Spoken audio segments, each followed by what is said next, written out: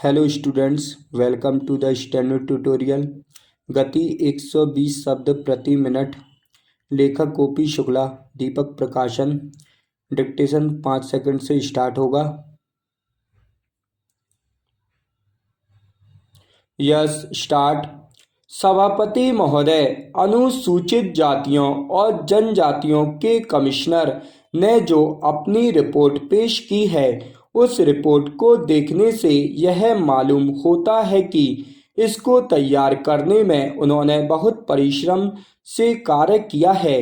इसके लिए मैं उनको और उनके सहयोगियों को धन्यवाद देता हूँ।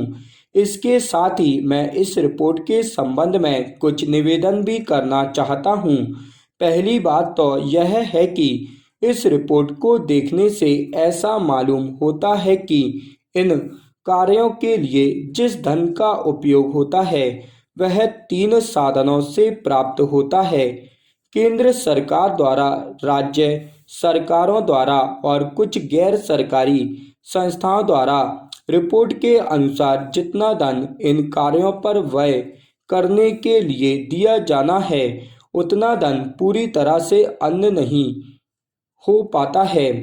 मैं यह नहीं कह सकता कि आवश्यकता से अधिक धन दिया जाता है या कार्यकर्ताओं को वह धन प्राप्त नहीं होता जिसकी वजह से वह बिना खर्च हुए बच जाता है।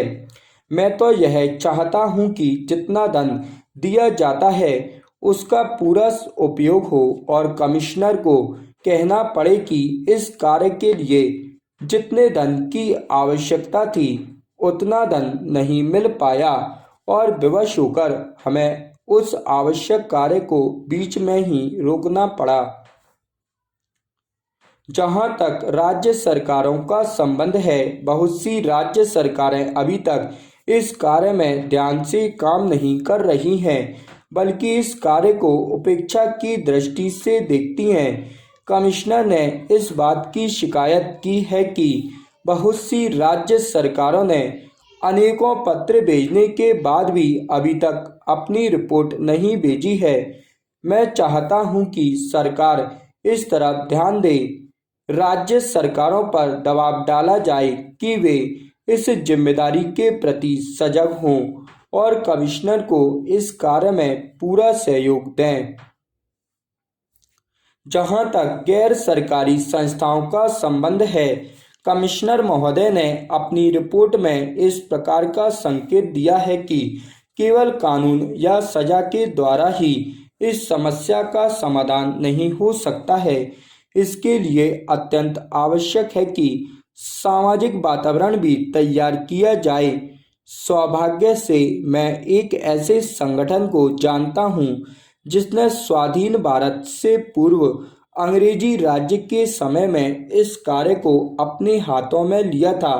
इस सदन के माननीय सदस्य जानते हैं कि हमारे देश में आज़ादी के समय से पूर्व आर्य समाज इस कार्य को कर रहा है। उसने जाति भेद और छुआछूत तथा इस प्रकार की अन्य बुराइयों को समाज से दूर करने के लिए बहुत काम किया है। मेरा अपना विचार है कि इस प्रकार की जितनी संस्थाएं समय देश में काम कर रही हैं, सरकार उनके साथ पूरा सहयोग करे, उनको सहायता दे ताकि वे और अधिक उत्साह से काम कर सकें।